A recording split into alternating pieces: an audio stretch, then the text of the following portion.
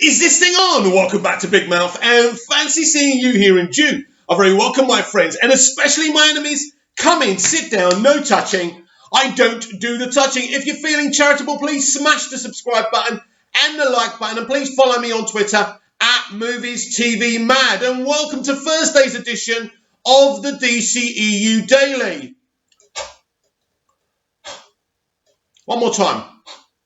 For months now, I've been spilling stuff to you about Superman, and not one of you have believed me about a Superman movie. Now, yesterday, Humberto Gonzalez from Heroic Hollywood posted this video on YouTube. It's about 10 minutes long. I'm not saying we're going to listen to the whole thing, so don't get aerated, but this is very important. Now, I want to make it clear that Humberto isn't always correct with his scoops, but this is a very, very interesting one, not just about a possible Superman movie, but the future of the announced Supergirl movie. So take a listen to this. This is very, very interesting. For another film focusing on the DCEU's Blue Boy Scout. It's important to remember that while dedicated fans still love and support Zack Snyder's vision for DC's Justice League, the film only managed to scrape in $657 million worldwide at the box office. It was obviously much less than Warner Brothers was hoping for, reportedly losing $60 million. Throw in a disappointing critical reception on top of that, and the studio decided to shift gears and follow unique creator-led stories instead. In 2018, just before the debut of Jason Momoa's Aquaman and Zachary Levi's Shazam, it was announced that a Supergirl film was in development with screenwriter Oren Uziel tapped to write the script. He previously wrote 22 Jump Street and The Cloverfield Paradox, before also being tapped to write the sequel to Ryan Reynolds' Detective Pikachu. Rumors swirled that a Kara Zor-El solo film would springboard a new actor to replace Henry Cavill's Superman. Following DC's new direction, Zachary Levi's Shazam brought a welcome dose of super-heroic comedy, which also boasted a big heart. But one of the most talked about scenes in the film nearly looked very different. The scene sees Billy Batson thank his best friend Freddy by turning up to their school in his Shazam persona, proving to the other kids that Freddy really did know the hero. But Billy also brought a friend with him, Superman. Well, most of him anyway. As the hero stepped into frame, audiences only saw the hero's iconic costume, thanks to the Kryptonian's head being out of sight. Originally, this was intended to be a full cameo appearance from Henry Cavill in a brief return to the DC Extended Universe. But, according to The Hollywood Reporter, the deal fell apart thanks to scheduling conflicts with Cavill's role as Geralt of Rivia in Netflix's The Witcher series. Following the rumors that Henry Cavill was out of the role, the internet was ablaze with fans casting their ideal Superman, as well as the inevitable rumors about who Warner Brothers were looking at to pick up the cape. One name that continuously came up was 26-year-old star David Corenswet, best known for his role in The Politician, and more recently Ryan Murphy's Hollywood. While the star definitely has a younger Superman look about him, it was never confirmed that he was in the running for the role. However, according to Variety, Creed and Black Panther star Michael B. Jordan met with Warner Brothers last year to pitch his vision for the character. But the actor didn't commit to the role since filming wasn't due to begin for a number of years and he already had a packed schedule. It wasn't clear if he wanted to bring Earth 2's Val Zod into the mix or a new version of Kal-El, but a live-action Black Superman would be a worthy step forward for diverse heroes on DC's roster. Although none of the rumors about the Supergirl plot were confirmed, it seemed like the solo film would have seen Kara arrive on Earth in the 1970s, making it a period piece. Eagle-eyed fans back in 2013 spotted an open pod in the Kryptonian ship from Man of Steel, suggesting that Kara is already on the planet. If the film was supposed to take place before 2013's Man of Steel, it would have some big questions to answer, like why the world doesn't recognize the iconic S symbol, or why Kara didn't come to the Justice League's aid against Steppenwolf. Why didn't she try to find Clark and help him master those powers from a young age? Then, there's the villain of it all. Supposedly, Brainiac was meant to appear in the film, shifting him from a primary Superman villain to take on the Girl of Steel. Since he's not the most subtle character in comics, it would be bizarre if the entire world suddenly forgot about a city-stealing alien invading the planet. But with our next development, it seems like Supergirl's adventures will be confined to the small screen in the Arrowverse for now. Heroic Hollywood has exclusively learned during the first quarter of 2020 that development on the Supergirl movie is not going forward for the time being, because, according to an insider with knowledge of the situation, DC has to first figure out what to do with Superman. It just doesn't make sense post-Justice League to have a standalone Supergirl movie go before Superman, which fans have been clamoring for. At press time, we don't know yet if writers have been hired to come up with a new Superman film. So, while this new information confirms that going forward Superman is a top priority for DC films, where does that leave Henry Cavill? Apparently, it seems that the studio is listening to what the fans are asking for after the Shazam cameo. And, since Henry Cavill has constantly insisted that he's still sticking around to don the cape and tights, we may see the British actor come back to the DC universe. Although it's not clear what the timeline for the movie could look like, when Michael B. Jordan met with Warner Brothers, insiders didn't think a new Superman movie would make it into theaters before 2023. And, with the huge reshuffle of movies thanks to the dreaded C word that we can't say on YouTube, that date would likely be a little further back. Fear not, fans of both The Witcher and Cavill's Superman. The star doesn't think he'd have a problem balancing both roles if he does get to make a comeback. Games Radar reported that during a roundtable interview, the star explained, "You've got to keep in mind that regardless of what movies I'll be doing over the next few years, you can fit 2 projects into 1 year. It's not clear when filming on The Witcher will resume, since it was halted thanks to the situation we're all tired of hearing about. But when it picks back up, the star will be joined by Killing Eve star Kim Bodnia and Game of Thrones alum Christopher Hivju. It'll be interesting to see how any further delays affect both Cavill's filming schedule and Warner Brothers' plans for shooting a potential Superman sequel. If the star returns to the Cape, it's already clear on what he wants to see in the sequel. During a live stream ahead of Mission Impossible Fallout, Cavill told fans he'd be interested in an adaptation of the For Tomorrow storyline. The 2005 12-issue arc from Brian Azzarello, Jim Lee, and Scott Williams sees 1 million people disappear from the planet. Superman was busy saving Green Lantern in space and doesn't know about the event until it's too late. Lois Lane is among the people who disappeared, forcing the Kryptonian to battle through his own loss while trying to unravel the mysterious disaster. The arc also has a fascinating dive into Clark's mind as he talks to a priest in a parallel story, which Henry Cavill is interested in unpacking. The star explained, "There's a lot of weight to it. I don't know if it's the exact one I'd make a movie out of, but I definitely take tones from it. You really get an insight into Superman's mind. He talks to a priest a lot, and you see him trying to save the world in literally the most magnificent of ways." The For Tomorrow story uses some deeper comic characters and organizations that might be a little unfamiliar for general audiences. But it wouldn't be surprising if Warner Brothers took the general concept and blended it with other elements, much like they've done previously with Batman v Superman and The Dark Knight Returns. With Henry Cavill previously pointing out that he'd love to face off against Brainiac in a future movie, it would be relatively easy to make the alien the real culprit of the sequel. Fans have already glimpsed the villain's potential after monstrous appearances in the Krypton TV series, Superman Red Son, and the Supergirl show. Brainiac also makes an appearance in the first 2 issues of the comic Batman: The Adventure Continues, DC's new digital-first 6-issue miniseries from Paul Dini and Alan Burnett, both producers of the original Batman, the animated series. Although fans might not get to see a big-screen version of Supergirl anytime soon, there's still the impressive television series starring Melissa Benoist to enjoy in its place. It's not just her solo adventures either, as she's constantly crossing over and saving the multiverse with the rest of the heroes in the Arrowverse. For now, it just seems like a waiting game until Henry Cavill returns to the role. The star has seemingly never given up hope about donning the costume again, telling Men's Health last year, "There's a lot I have to give for Superman yet, a lot of storytelling to do, a a lot of real, true depths to the honesty of the character I want to get into. I want to reflect the comic books. That's important to me.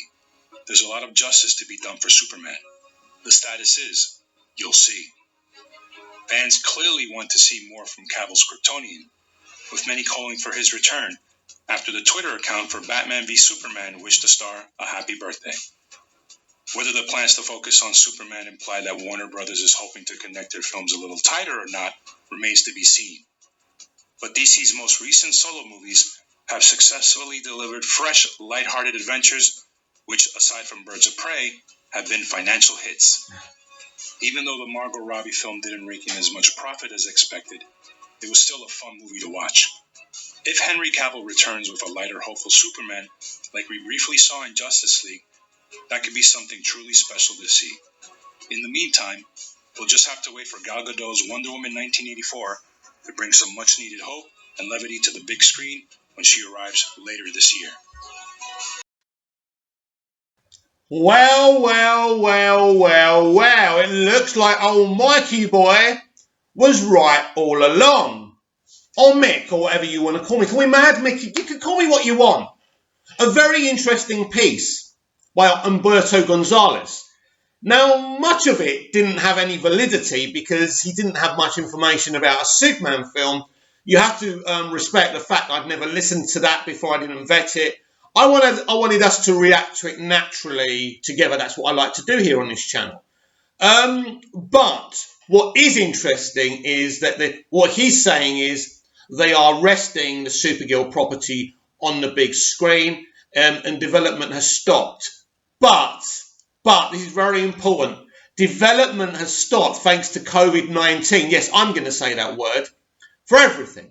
Nothing's being developed right now, right? It's certainly not new projects. So I was always very suspicious of this announcement. It did seem to me they were going with Supergirl instead of Superman, but there was this rumour that Superman would cameo. So basically, not only has Superman been rested, but Superman would be Supergirl's poor relation. As the identity politics of Hollywood in the entertainment industry continues, the man will be patted down so the woman could take centre stage. Now, the name of the person who was doing this film did concern me a great deal, and considering his past projects as well. So this project was concerning. Now, don't get me wrong. I love Supergirl since the 1984 Helen Slater movie. I like that movie. I know many people don't, but I thought they made her a great character in that film, and I thought Helen Slater was amazing. But I find this staggering. And one of the things I find staggering about Warner Brothers and the people running these properties is, why does it have to be either a Superman movie or a Supergirl movie? Why can't we have the Superman sequel introducing Supergirl, which may still happen, right? They may have decided to do this. Then Supergirl gets her own movie. I like Supergirl. But to say a couple of years ago, well, Justice League flopped, it's Superman's fault, let's try Supergirl now and not Superman, it means you don't understand the amazing character in Superman you've got on your hands. You could establish the whole Superman family, including Supergirl, Great Adventures, Superboy Prime, whatever you want to do, Jonathan Kent, right, which is Superman's son, right, who becomes a Superman-type character if you read your graphic novels, right? There's so much potential for all of this to happen, but instead, they blamed Superman for a film flopping, blamed him for something that wasn't his fault.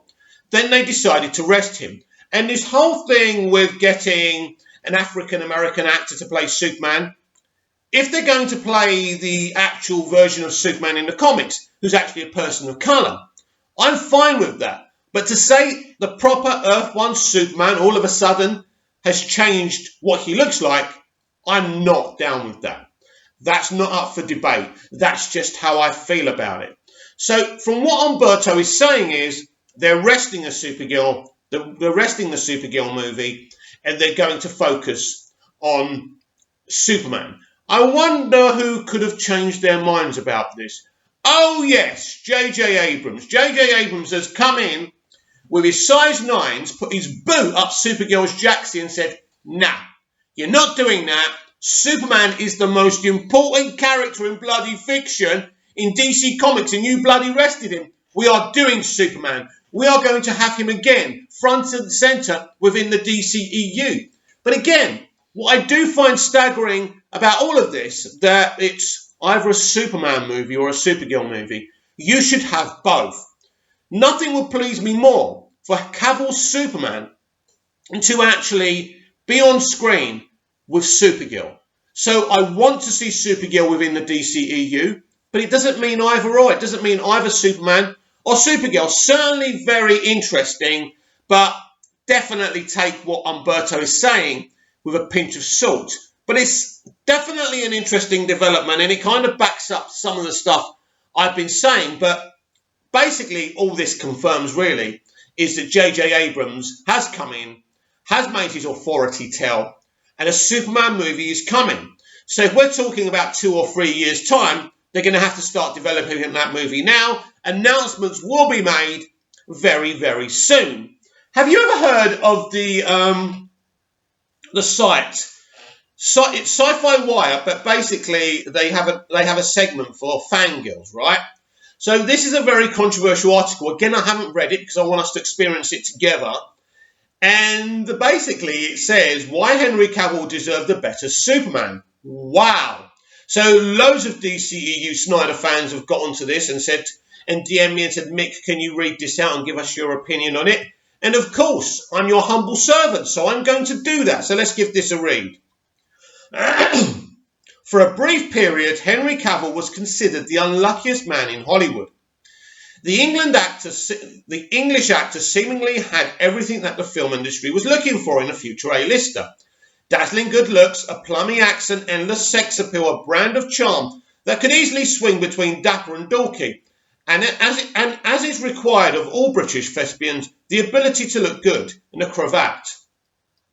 Things seemed to be heading his way in the early 2000s, and his name was on top of a lot of powerful people's tongues. He had been set to play Superman in McG's 2004 film Superman Flyby. Actually, that is J.J. Abrams, baby, and I've read you the story for that before. Look, it sounded really interesting. And yes, and Henry Cavill was tapped for that. So that seems like logical that JJ would want Henry, as he originally chose him anyway, to be his Superman. So that's good news. But was then replaced by Brandon Routh for Superman Returns. Some eager Harry Potter fans tried a write-in campaign to have him cast as Cedric Diggory, while Stephanie Meyer repeatedly called Cavill her top choice to play Edward Cullen in the Twilight series. Well, Henry, you dodged a bullet there, mate, didn't you? Both times, some dude named R. Patch won, and in 2005, he came achingly close to being cast as James Bond in Casino Royale, and rumours swirled that he was offered audition for the role of Batman in Christopher Nolan's reboot of the franchise. Never going to happen. Bale was Chris's top choice, we know that. Wouldn't have worked. Just wouldn't have worked. After a while, it seemed like Cavill would never get that big break he seemed destined for, but then the stars aligned and he was finally cast as Superman in Zack Snyder's Man of Steel. Fans seemed delighted with the news. Snyder called the actor the perfect choice to don the cape and S-shield. From a purely aesthetic point of view, he was certainly ideal, from the broad shoulders to the charismatic smile, to the perfectly coiffed dark hair. You could not have crafted a better looking Clark Kent from clay and magic. We needed a new Superman in 2013. It had been 7 years since he'd graced the big screen, and he remains one of the most iconic creations in pop culture history. One who Hollywood has struggled to perfect for the adaptation process. Surely there was much ground to be mined with this character, especially in the brand new era of superhero cinema, and with VFX so sophisticated that we could finally truly believe that a man could fly, even without CFX skills. We saw that because we had Superman the movie that didn't need great VFX. Look at the job they did. Just remember that. Sadly, it didn't entirely work out that way. It did. Anyway, carry on. The Zack Snyder-dominated era of the DC Cinematic Universe remains divisive, to put it mildly. Take a browse across the internet and it will take you no time at all to find highly heated debates about the franchise's merits. Warner Bros. Wanted to keep up with the flourishing success of Marvel Studios and its grandly intertwining multi-film narratives, but they planned to give it the sheen of auteur prestige by letting Snyder wholly define the thematic and stylish approach to the franchise. What he wanted to do was take the Boy Scout hopefulness of Clark Kent and bring it under the harsh spotlight of realism in a post-9/11 age of American foreign policy. It wasn't a bad idea, but from the offset it posed many problems, not least in the portrayal of Superman given to Cavill to convey. Snyder's Superman is bleak, both visually and emotionally. His metropolis is a world in fear of an alien force that claims to be benevolent in its intent, but seems constantly mired in violence and destruction. It's not hard to see why such a narrative would appeal to audiences in the 2010s, but Man of Steel's nihilism felt especially taxing to many Superman fans. The entire affair seemed seat of hope and vibrancy, from the grey-dominated colour palette to Clark's own childhood demons. Poor Henry Cavill seemed weighed down by the negativism of this role, especially in those moments where Clark has to do the most awful things. Sorry? Like what? Oh, breaking Zod's neck. Well, he had no choice, sweetheart. Things didn't improve much for Batman v Superman Dawn of Justice, a movie that also did few favours for the brand new Batman, as played by Ben Affleck. Both Affleck and Cavill are traditionally handsome men who fit that classic leisurely man mould, but the DCEU's uber-masculine approach, oh god, here we go, felt like an ill fit for them, even though Cavill was able to pack on those pounds of muscle in a way that seemed somewhat natural to his body. Poor Affleck never could, and he looks exhausted by his own weight, oh god, throughout much of the movie. The overtly macho grandeur of the film robbed it of much needed warmth and humour and left Cavill with little to do beyond scowling and punching. Did you see the moment the Senate building explodes, Cavill's performance and acting, and the other moments of grandeur when he sees Jonathan Kent's ghost, the acting he needed to do there, the acting chops he needed? Obviously, you're from Earth 2 and you watched another Batman v Superman. But anyway, it does not help Cavill or the film's immensely talented cast that the story is so incoherent. Almost as much as the characterization by the time we got to Justice League, a mess of a production that went through two directors. All right, this we agree with. A round of reshoots and a whole host of behind-the-scenes drama. It seemed that the nail was in the coffin of Cavill's tenure as Superman before it ever really began. Remember the CGI chin? We'll never forget it. She's also forgetting about the lips. Never mind. No version of Superman is invalid. As with all comic book characters, there are countless iterations available for readers and viewers to enjoy, each with their own merits and each a reflection of the times in some manner. Henry Cavill was a perfect Superman casting choice, but not for the story that Zack Snyder had his team wanted to tell. There was a logic behind taking this all-American handsome figure of truth and goodness, ironically, from the Isle of Jersey and revealing the rock that has destroyed such optimism in the world at large.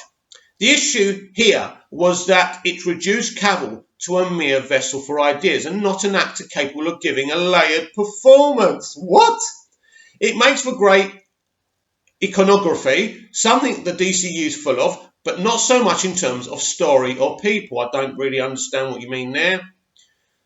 The Superman that Cavill should have been playing was one more in line with that traditional idea of Clark Kent we have, as the caring Kansas boy who is as dedicated to saving little old ladies cats from trees as he is from stopping Lex Luthor's latest scheme for world domination. Cavill needed to play a Superman for whom being positive and believing in the incoherent goodness of people wasn't considered laughable or a sign of weakness. The best moments Cavill has as Superman in those three films are when he gets to slow down and spend time with Lois Lane, as played by Amy Adams. The pair had easygoing chemistry that the franchise never fully took advantage of. Let's see them together in their own rom-com or even, oh my god, why am I reading this? Let's see them together in their own rom-com or even better, a reboot of Lois and Clark, The New Adventures, that plays up his Girl Friday-style screwball dynamic of their relationship. Henry Cavill as Cary Grant and Amy Adams as Rosalind Russell is the story that we need. Oh my God. Indeed, Cavill has already done a kick-ass Grant impression in Man from U.N.C.L.E., an action film that fully puts his charisma to good use, in a way that he never got to display as Superman. Yes, Superman doesn't really ever have charisma. You can't call Superman a charismatic character. I've argued that he should have a little bit of more charisma, like Stark did, what Robert Downey Jr. did with charisma, with his charisma with Iron Man. I know they're not the same characters. I know Superman's more, upright, but I think that could help a new iteration of Superman.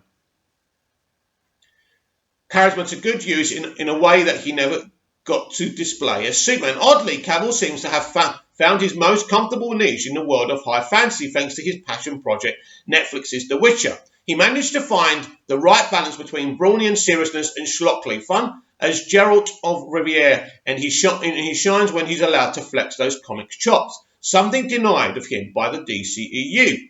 According to Cavill himself, he has one film left on his Superman contract before he's done with the role, but Warner Brothers and the fandom at large seem to be acting as though he's already hung up his cape. Ben Affleck has already bowed out of the franchise, and the DCEU, as we knew it, seems to have been put out to pasture. Anyway, so it sadly wouldn't be a surprise if Cavill was indeed retiring from Superman duties. It's a shame that he never got to show his full potential in the role, but at least he has that sweet Netflix money in his corner now. I'm not saying it's all bullshit, but when she starts talking about Lois and Clark, Amy and Henry in a Clark and Lois rom-com, then you know the weeds aren't sewed together in Wurzel's on the Scarecrow's brain, right? This is why the Scarecrow in Wizard of Oz is looking for a brain. So some absolutely terrible faults, and not an article to take too seriously. I will take their point that Cavill is really good at humour. He's a very humorous guy, and he's very good at playing these characters, like in The Man from U.N.C.L.E. I don't doubt that. And I think even in the Mission Impossible movie, he showed what he can do. But that's not Superman. Now, as I said while reading that, I believe for quite some time that Superman does need a little bit more charisma. We are in 2020 now. People want to see more charisma from their characters. And although Superman's always been, yes, man, no problem, man. That was great in 38, in the 40s. That was good in Superman the movie. But I do believe he needs more charisma.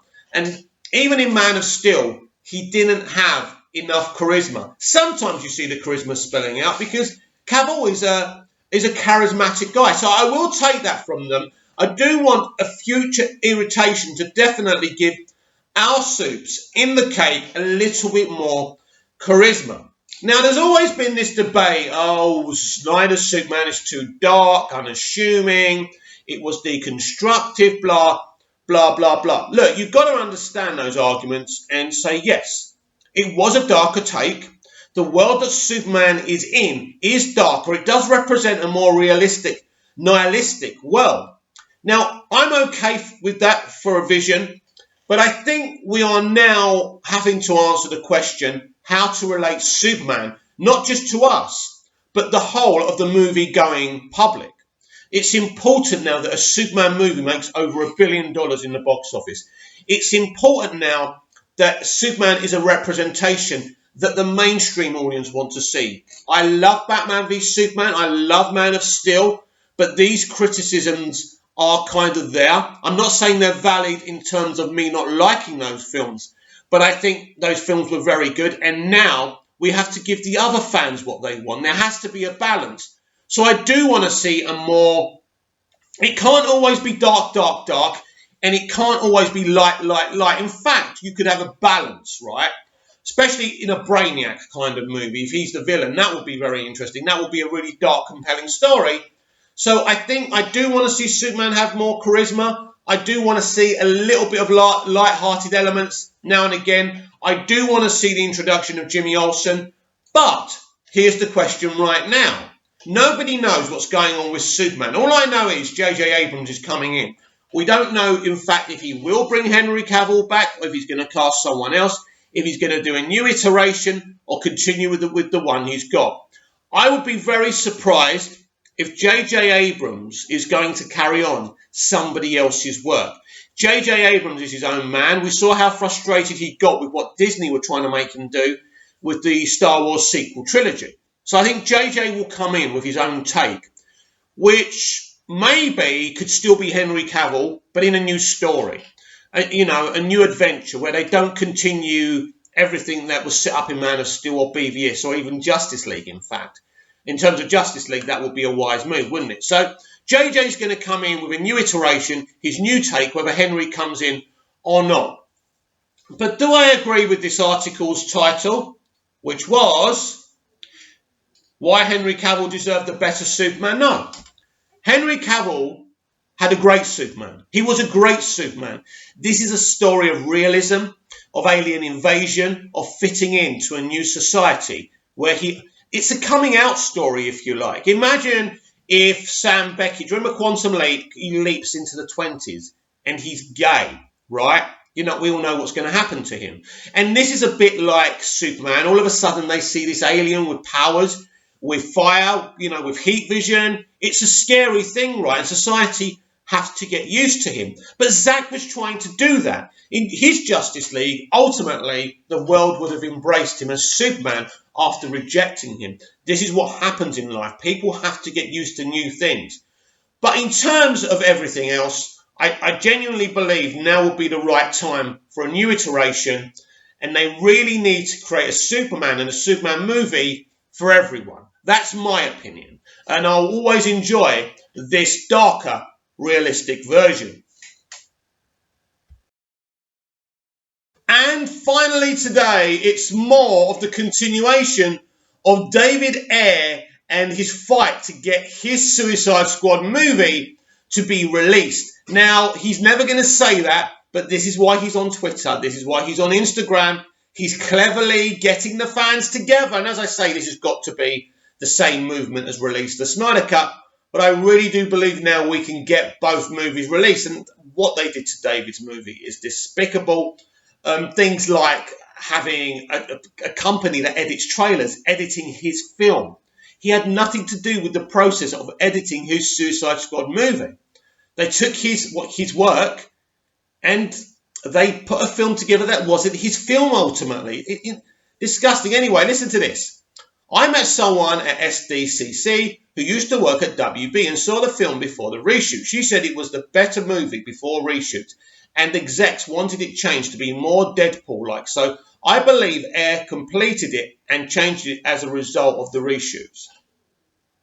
And when we look down here, David Ayer actually liked this. So that's interesting. So there's definitely a bigger story to tell with David Ayer's Suicide Squad. And the fight goes on for him. He wants this. He wants this. He's not going to say it. He's not going to be as blatant as Zack Snyder. But something is happening there. So, wow, what an episode of the DCEU Daily. Humberto Gonzalez breaks the news on YouTube that the Supergirl movie is dead at Warner Brothers, allegedly, and it's dead so they can see what they want to do with Superman. I'm going to translate that for you and say that J.J. Abrams has said no to Supergirl and yes to Superman. The development for that has started, and an announcement, as I said the other day, is coming very soon. I want your comments and thoughts about that. What about that awful sci-fi girls or whatever they're called article? Pretty crazy. I want your thoughts on that down below. And do we believe that David Ayer really wants his cut of the Suicide Squad released? I certainly do. Comment down below, like, share and subscribe, and I'll be back tomorrow with even more DCEU Daily. See you again soon.